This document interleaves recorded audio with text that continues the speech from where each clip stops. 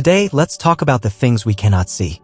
In science, in spirituality, in society, there are many things we do not see, but that does not mean they do not exist. We don't see them. But it's not that they don't exist. They do exist, and they affect our lives profoundly. For example, let's talk about gravity, the gravitational pull of the Earth. There was a time when Jackie Chan was shooting a film.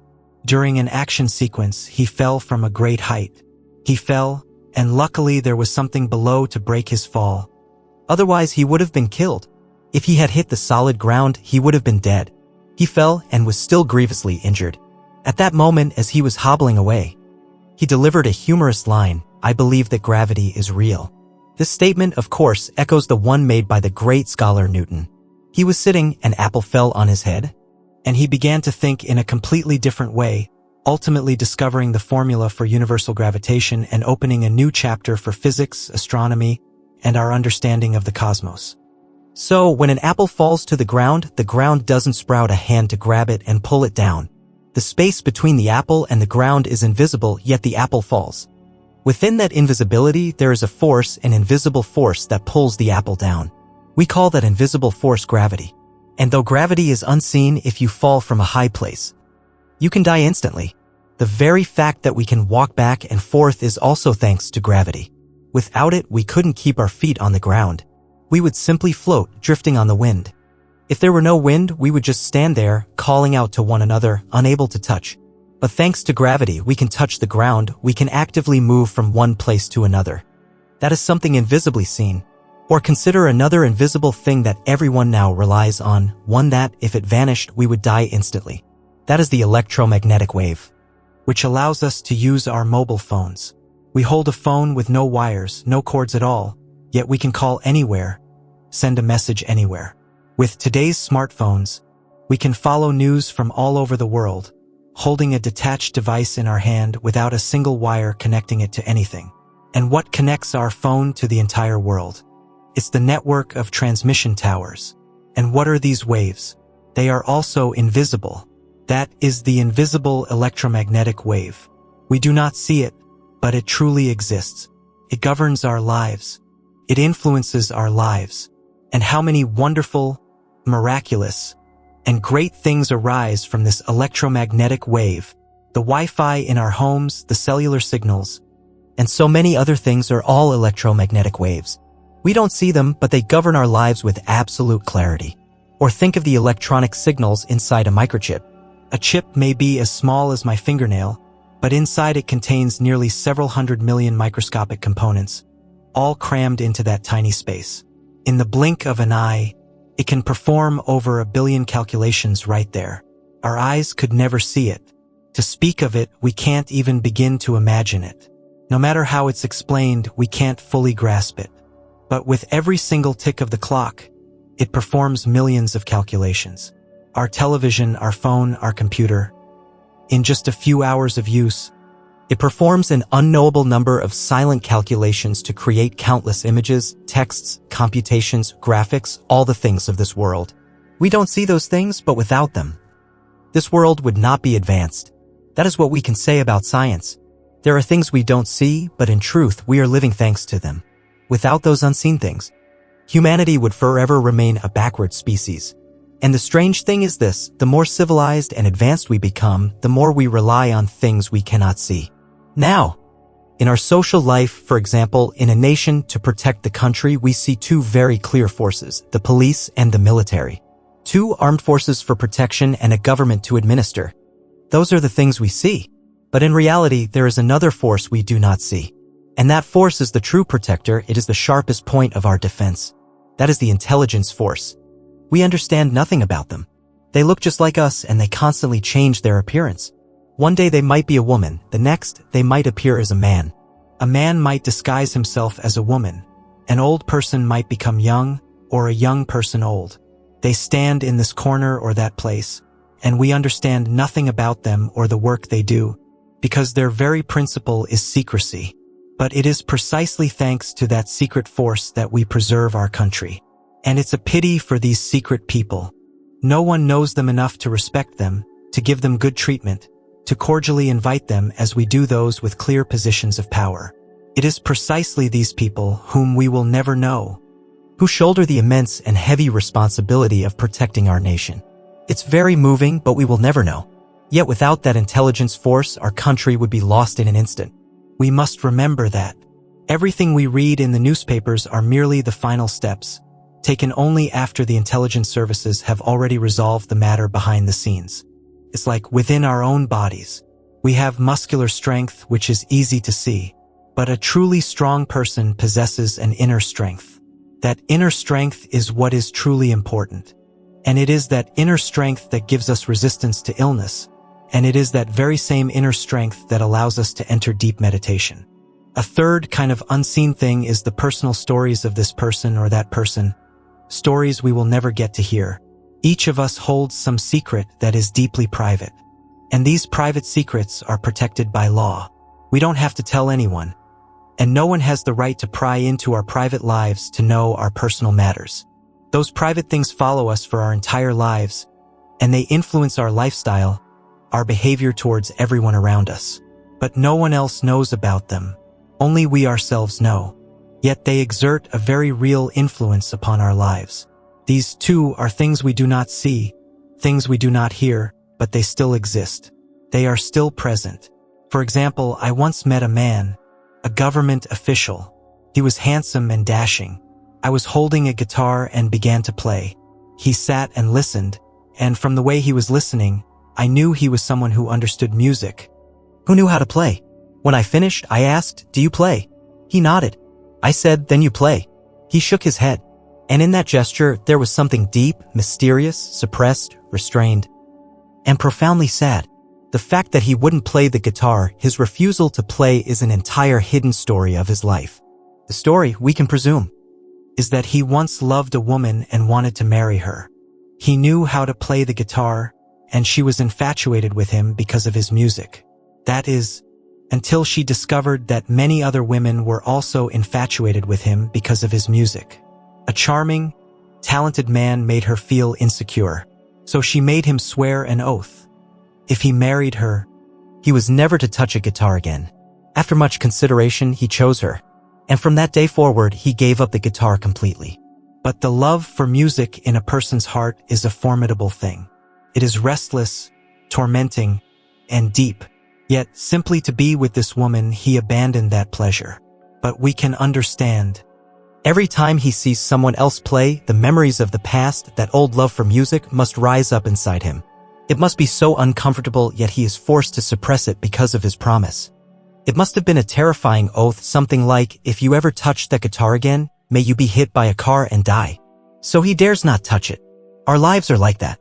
Sometimes they contain stories that are intensely private and secret, stories that follow us, simmering quietly beneath the surface for our entire lives, influencing our way of living and thinking a great deal. That is the third kind of thing we've discussed. Things we do not see, but which influence our lives. And there is a fourth thing we do not see that influences our lives a great deal. That is the metaphysical world of spirits, gods, and ghosts. That is a real world.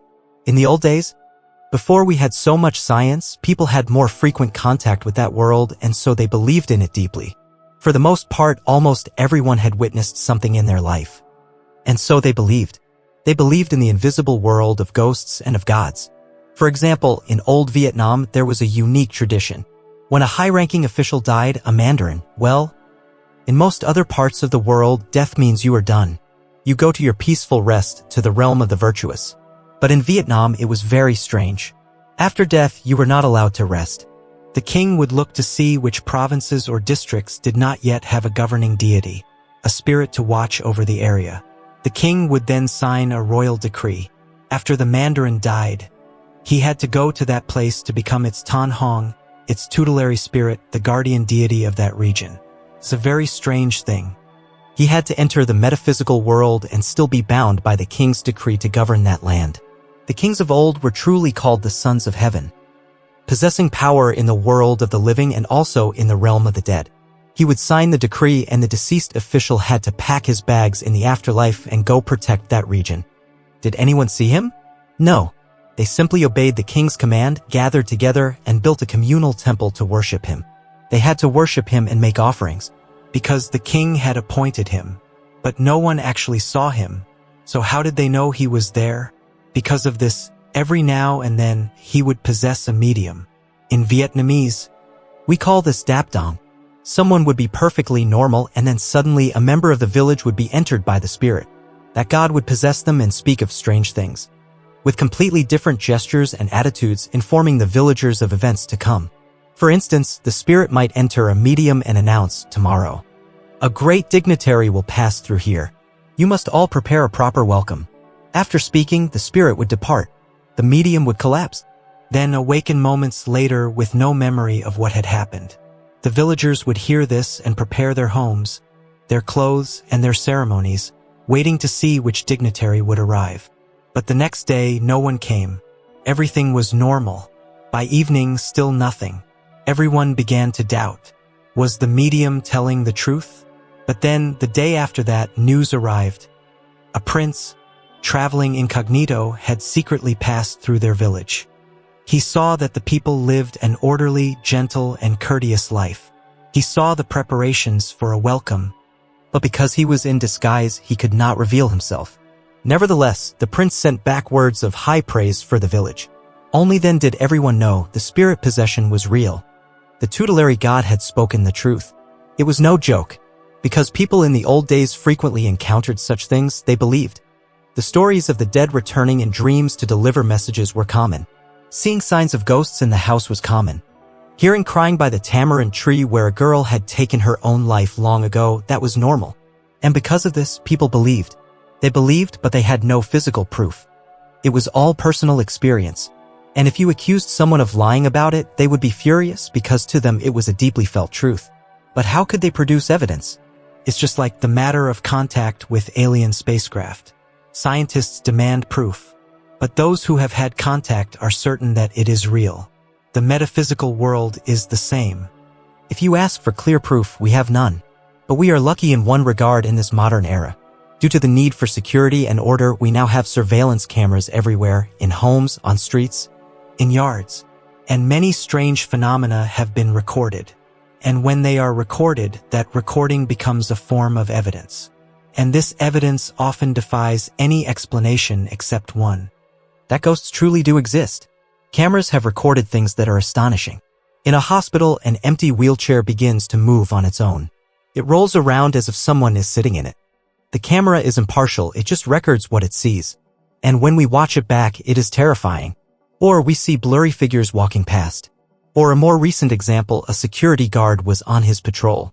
He was standing in a hallway, talking animatedly to someone, waving his hands. But he was completely alone. In the security room, a female officer watching the monitors saw him. She saw the guard standing there talking to thin air. She immediately radioed him. "What are you doing? Why are you standing in that hallway?" He replied, "Oh, I'm just helping an old lady. She was asking for directions." The officer asked, "Are you sure?" "Yes, I'm sure. I'm talking to her right now. It's Mrs. So-and-so." The officer in the control room replied, "That woman died 2 years ago." The guard was so startled he dropped everything and ran. And these events are all captured on security cameras. There is another story, one that has been recorded a few times in different places. A person is crossing a deserted road at night. A car, driving too fast, comes speeding towards them. Just as the car is about to strike, the pedestrian vanishes and reappears instantly on the side of the road, saved by a second, mysterious figure who seems to move at an impossible speed. When they play the footage back in slow motion, you can see it. At the very last second, another figure streaks across the road, grabs the person and pulls them to safety. The driver slams on the brakes, gets out, and sees 2 people. One in shock from the near-death experience and the other, the rescuer, who quickly walks away and disappears into the night. These things remain a mystery. The camera records them impartially. Explain it. No one can. However, thanks to this progress in technology, even the most stubborn people, those who refuse to believe in the metaphysical world, are starting to have to rethink. They are starting to realize that we are not alone in this universe. And Hollywood filmmakers, they too are tormented by these questions. That's why they recently made the film We Have a Ghost. The purpose of that film was to convince the world of a simple fact: ghosts are real. Of course, the plot was complex and dramatic, but the underlying message was a warning. Do not deny the spiritual world, because the spiritual world is real. These are the things we do not see, but they are real and they influence the world around us. Because we don't see them. We easily misunderstand. When we misunderstand, we think wrongly. When we think wrongly, we act wrongly. And when we act wrongly, we bear sin. Or we get deceived. How are we deceived? And how do we bear sin? If we do not understand the world of ghosts, we will either be deceived or we will bear sin. How are we deceived? Because we may know that ghosts exist, but we don't know what they are. So when a ghost-related problem arises, we seek out a shaman or master to handle it because we are not the expert. And when we go to them, we believe whatever story they paint for us. And at this point, we can be deceived. Deceived out of our money, our honor, our dignity, our feelings. Sometimes people are even exploited physically. All because we do not understand what a ghost is. For example, a person is possessed by a spirit. They clearly hear a strange voice whispering in their ear. In some cases, a spirit can even coax a person to jump from a building or to hang themselves. It happens, but if it hasn't reached that point, perhaps you just hear voices. Or you lose consciousness entirely as the ghost takes full control of your body. Your family is terrified. When the spirit leaves, you return to your senses, but while it's there, you are a completely different person. Yet if you go for a medical examination, a brain scan reveals nothing abnormal. The brain is perfectly healthy, but every time the spirit enters, you transform. Can a person like that live a normal life? No, they cannot work. If they are married, they may face divorce. If they are single, who would dare marry them? No one wants to marry someone who is a person one day and a ghost the next. Their life is in shambles. They need treatment, and treatment means making the ghost stop possessing them. So where do they go? They should have known to come to a place like our Jade Buddha Relic Pagoda to seek help from a true monastic. But they don't know this. So they go to some shaman, who quotes them a price. This ghost is very fierce. It will cost a fortune. This one is even worse. It will cost an enormous sum. And because they love their child, many parents go into debt, mortgaging their homes to pay these cruel people. But why does a ghost possess someone? There must be a reason. If we know the reason, we can solve the problem in 30 seconds. It's over. Instantly. Why does a ghost possess someone? We must understand this. It is precisely because we don't understand that we are deceived. And how do we bear sin? We bear sin when we treat the ghost as an enemy. That is how we bear sin. We misunderstand them, we despise them, we hate them, we resent them, and we bear sin instantly. If we don't understand them, we get deceived by charlatans and lose our money. If we misunderstand them, we treat them with hatred and we bear sin. Remember this. When dealing with the world of ghosts, if we think wrongly, if we misunderstand, we face two consequences. One is being deceived, the other is bearing sin. But if we understand correctly, we are not deceived and we do not bear sin. So, why does a ghost possess a person? We must find the cause. When we die, we enter a metaphysical world without this physical body. Our body decays in the cold earth, but our soul remains. Some souls, however, don't need this world anymore. They are high spirits, radiant, vast, happy, peaceful, and full of power. They are beings from the heavenly realms and they have no need for our human world. But many spirits who die do not have that power, that happiness, that aura. They are hungry and miserable, wandering aimlessly.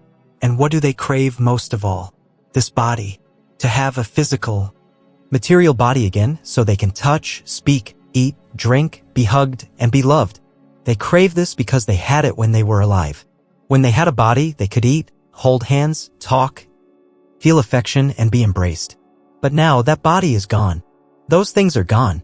If they try to hug someone now, the person just shivers and pushes them away. Spirits behave just like humans. It's just that we cannot see them. And they crave this physical body. So if there is an opening in our mind, a door left unlocked, they will slip right in. They will possess us. Therefore, when someone is possessed, it is often because there is an issue in their own mind. We have a flaw, an opening. A wrong thought that has been nurtured for too long creates a weakness in the defenses of our soul, a defect, and the ghost uses that opening to enter. Remember that. The person who is not possessed is likely someone whose spiritual defenses are strong. But the one who is possessed often has a karmic debt to that spirit and at the same time, a flaw in their own thinking. Once, a Catholic couple came to me. They said, "Teacher, our daughter is possessed. She refuses to come to the pagoda." I looked at her picture and said, "This girl is deeply unfilial. She has no respect for her parents." They nodded, and that was the opening that allowed the ghost to enter. This girl's moral defect of disrespecting her parents created the vulnerability. I told them, "She has a moral flaw. Go home and teach her. Help her to repent. The day she truly understands her mistake and repents for it, the spirit will leave. There is no other way. The possession has a reason, and the spirit craves a body. To truly cure this, it is not about paying a fee. It is about healing the flaw in the soul that allowed the ghost to enter. You go to a true spiritual teacher, a monastic who has cultivated genuine power. That teacher then works on two beings at once, the possessed person and the possessing spirit. First, they request the spirit to leave. Second, they use their own spiritual power, praying to the Buddhas to help heal the wound in the soul of the possessed person. When you can affect both, the possession stops. And when a teacher uses their spiritual power like this, how much does it cost? Nothing. It doesn't cost a single cent. There are no offerings to buy, nothing to prepare. The only thing that matters is that the monk is a genuine practitioner who can interact with the spirit and temporarily seal the wound in the person's soul. But what happens after that? Afterwards, the person who was possessed must go home and cultivate their own practice.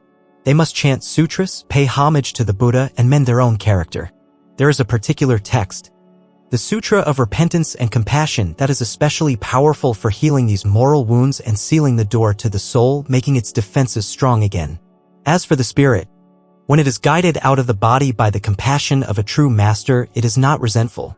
It is taught and it willingly leaves to begin its own practice. It is not chased away with anger. If you treat the spirit like an enemy with shouting and violence, you only create a cycle of hatred. The spirit may leave for a while, but it will harbor a grudge. And one day, when the shaman who cast it out is old and weak, the spirit will return for its revenge. This is the tragic fate of many who use aggressive magic. But a true practitioner doesn't see the spirit as an enemy. They use compassion and guidance. The spirit leaves joyfully and begins to practice. There is no animosity. So remember, in an emergency, you can rely on a true practitioner. But for the long term, you must heal yourself by chanting and practicing. Even that will make the spirit depart peacefully. Now let's talk about gods and saints. It is a natural human need to believe in a higher power, a deity we can rely on for protection. We know this life is fragile and impermanent.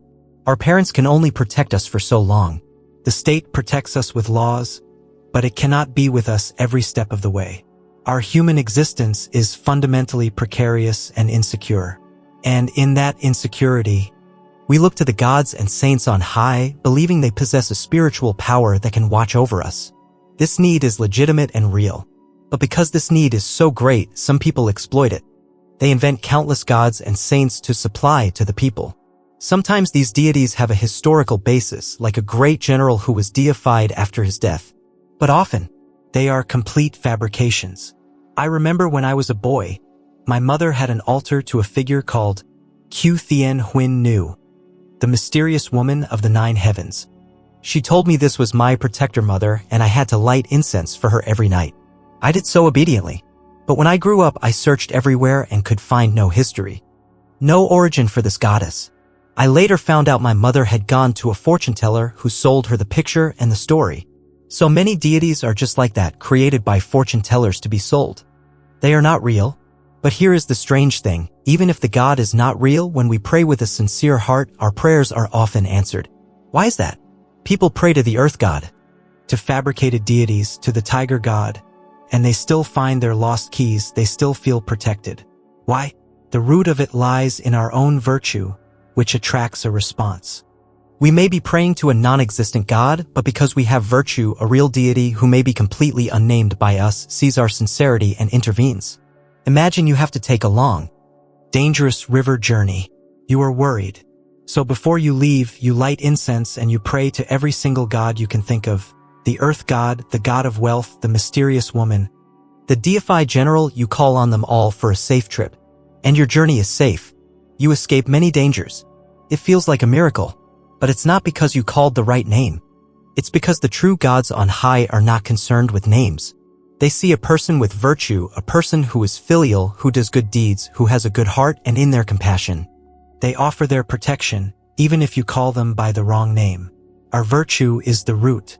Whether the gods protect us depends on our virtue, not on whether we say the right magic word. This is also why chanting the name of Guan-Yin Bodhisattva is so powerful. In the original, early Buddhist scriptures, there's no mention of Guan-Yin Bodhisattva. But in the later Mahayana tradition, especially the Lotus Sutra, her compassionate vow is described as immensely great. When we chant her name with an understanding of that immense power and universal compassion, our mind connects not just to one being, but to the entire assembly of enlightened bodhisattvas and arhats. In that high realm, myriad beings are one being. So our response is great because our understanding is great. If we think of a god as a small, local spirit, we connect to a small, local power. But if we connect to the idea of universal compassion, the highest powers in the universe will respond. Our understanding determines the level of our connection. And the beings on high do not need us to believe in them. Some people say insolently, if God is real, let him appear before me and then I'll believe. They don't need our belief. Our belief is for our benefit. If you believe, you gain merit. If you disbelieve and deny, you bear sin. It is your choice. They are not concerned. They don't need to prove themselves to us. What they need is for us to practice, to cultivate our virtue, to love one another, to build a better world. That is what they need. But we must be careful. To deny the existence of the divine is a heavy sin. To deny the existence of the spirits around us is to offend them. They are also beings, perhaps suffering, but they exist. To deny the continued existence of our ancestors is to be unfilial. Therefore, understanding the invisible world correctly is a great responsibility for all of humanity. And the time has come to bring this understanding into our modern world. We must give the spirits a place in our hearts and a place in our science.